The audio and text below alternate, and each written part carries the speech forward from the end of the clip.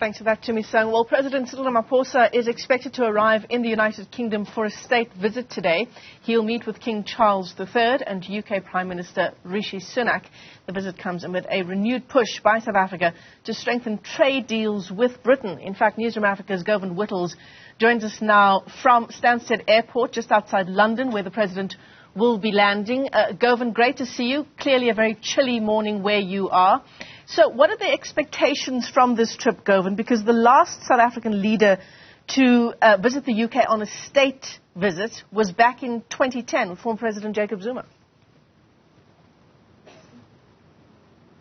That's right. There are huge expectations from this visit by our president to the UK. We're joining you live from the Stansted Airport. It's in Essex, just outside of London. It's where the president will be landing just after 7. He'll be joined by a few of his ministers. But this visit is important because it's the first state visit after 12 years. The president himself has been to London twice, but that was as part of the Cyril Ramaphosa Foundation trip and then another trip meeting with the G7 leaders. This is the first state visit, and it's important because South Africa is trying to strengthen its bilateral trade with the UK. It comes after the UK has left the European Union. We, of course, know about Brexit, and South Africa is one of 6 countries that's been identified by Great Britain as countries with which they would like to strengthen trade. It's also hugely significant because the president will be specifically focusing on trade involving infrastructure, mining, climate change, agro-processing, tourism and education development. The agro-processing part is quite interesting. He'll be visiting Kew Gardens. That's like England's version of the Kirstenbosch Gardens, and there they have a specific version of an aloe plant which is grown in the Eastern Cape and for which there's potential for large-scale agro-processing here in the UK. He'll also visit one of the institutes which is the largest biomedical institute in Europe.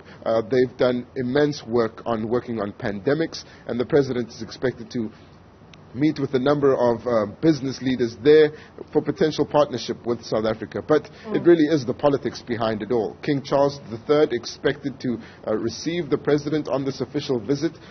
King Charles III expected to address a state banquet alongside our president. We'll get his views on South Africa and more clarity on why he's chosen South Africa as the first country to invite since he assumed the throne. He'll, of course, be coronated next year, but he's already begun his reign. And here in the United Kingdom, there is great expectation. There's a lot of pomp and ceremony. Of course, this is the home of pomp and ceremony. The flags are already up in the major parts of London Central, and we'll be there to follow all of it, but more importantly, to engage with our president as he addresses the Parliament of Westminster, meets with the British Prime Minister at 10 Downing Street, and sets out what kind of trade relations they'd like to strengthen here in the UK. Just reading up some analysis on this important visit, Govan, and just some context for our viewers. You are 2 hours behind, so that's why you're saying the president will land after 7. It's around 6:30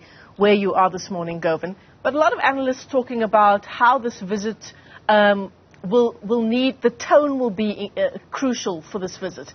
The UK needs to steer clear of lecturing South Africa about its voting record at the UN insofar as Ukraine is concerned. And then, of course, South Africa still sort of saw about the kind of support that it had from Western nations under the COVID-19 pandemic. So, it's going to be an interesting balancing act. And how do we keep the tone at the right pace while still dealing with important and crucial issues?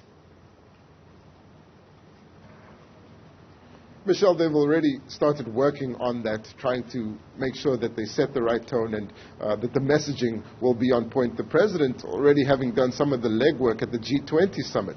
And we know that the British Prime Minister recently returning from the Ukraine, pictured in the British newspapers on Sunday, walking the streets with the Ukrainian President Zelensky.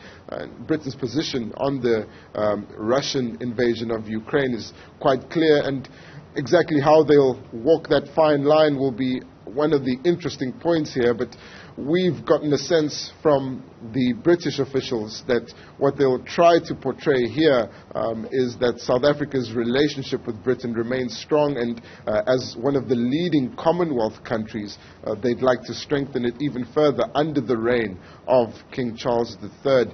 And of course, they'll also have a number of engagements with South African businesses with the president. This afternoon, he's scheduled to meet with the Friends of South Africa Forum at South Africa House. And that's really to get more South African products onto shelves in British shops. We've browsed a few of them already, and they already stock a number of South African wines, some of the local food that we know back home. Of course, biltong is really loved here, and the people are going crazy over it in some of the shops that we've been to.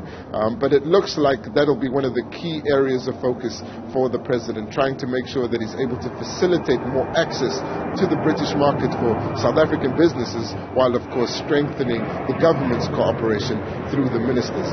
The Minister of International Relations, of course, the Higher Education and Trade and Industry Ministers, as well as a few other senior government staff that will be joining the president once he starts his official visit. Today is just the arrival. He'll meet with the South African businesses, and then tomorrow he'll meet with the Prince and Princess of Wales, and then later in the day he'll meet King Charles III.